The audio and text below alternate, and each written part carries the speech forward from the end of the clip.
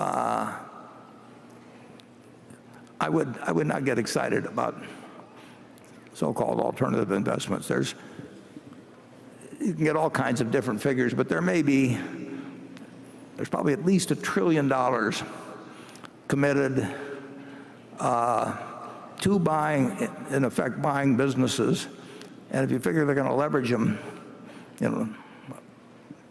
2 for 1 on that, you may have $3 trillion of buying power trying to buy businesses in the U.S. market may be something over 30 trillion now, but there's all kinds of businesses that aren't for sale in that thing. So the supply-demand situation for buying businesses privately and leveraging them up has changed dramatically from what it was 10 or 20 years ago. And I'm sure it doesn't happen with your Winnipeg operation, but we have seen a number of proposals from private equity funds where the returns are really not calculated in a manner that, they're not calculated in a manner that I would regard as honest. And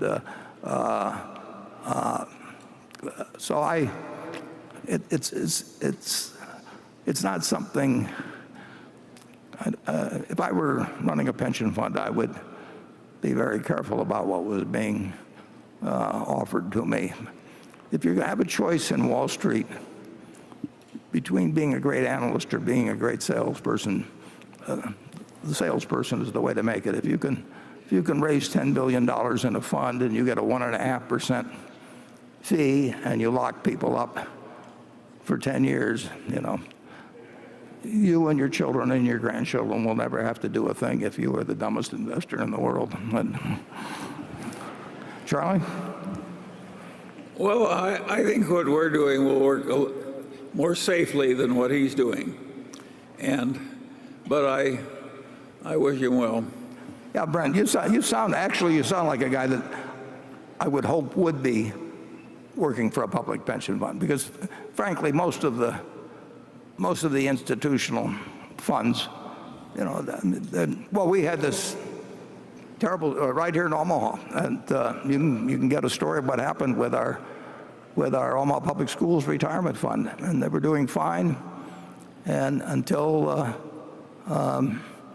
the manager started going in a different direction, and the trustees here, perfectly decent people, and the manager done okay to that point, and it became. They were smarter in Winnipeg than they are here.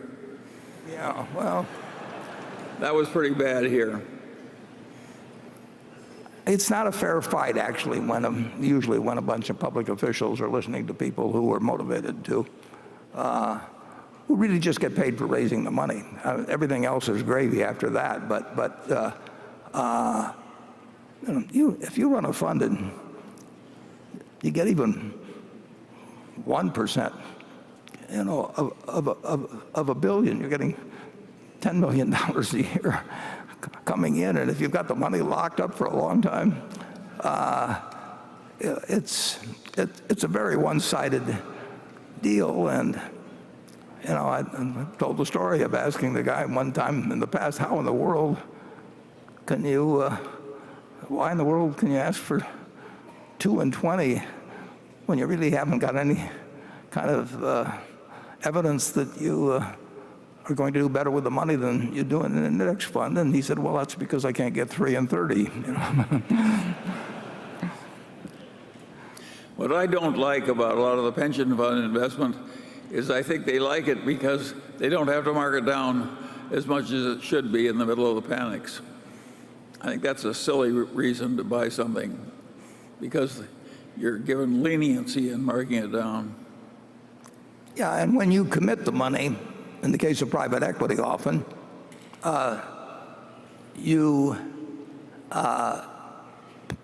they don't take the money, but you pay a fee on the money that you've committed. And of course, you really have to have that money to come up with it at any time. And of course, it makes their return look better if you sit there for a long time in treasury bills, which you have to hold because they can call you up and demand the money, and they don't count that. They count it in terms of getting a fee on it, but they don't count it in terms of what the so-called internal rate of return is. It's not as good as it looks, and I really do think that when you have a group sitting as a state pension fund, Warren, all they're doing is lying a little bit to make the money come in. well, that sums it up. This man has this wonderful horse, and it's just a marvelous horse. It's got an easy gait and good looking and everything. It just works wonderfully, but also occasionally just gets so he's dangerous and vicious and causes enormous damage and trouble and breaks arms and legs for his rider and so on. And he goes to the vet and says, "What can I do about this horse?" And the vet says, "That's a very easy problem, and I'm glad to help you." He says, "What should I do?" And the man says, "The next time your horse is behaving well, sell it."